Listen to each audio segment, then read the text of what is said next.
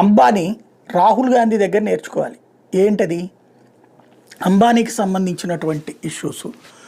అంబానీని గురించి వీళ్ళేం ప్రచారం చేస్తారు కాంగ్రెస్ వాళ్ళు? వాస్తవంగా అంబానీ కానీ అదానీ కానీ వీళ్ళందరూ కాంగ్రెస్ హయాంలో పెరిగిన వ్యాపారవేత్తలే కదా, పారిశ్రామికవేత్తలే కదా.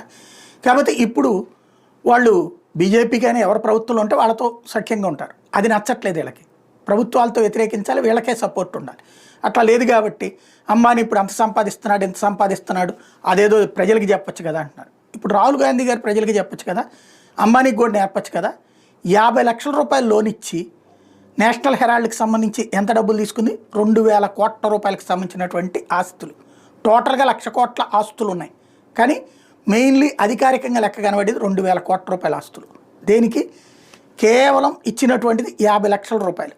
అది అప్పు చేసి, వీళ్ళు అప్పు చేసి నేషనల్ హెరాల్డ్కి ఇచ్చి 2000 కోట్ల రూపాయల ఆస్తులు తీసుకున్నారు.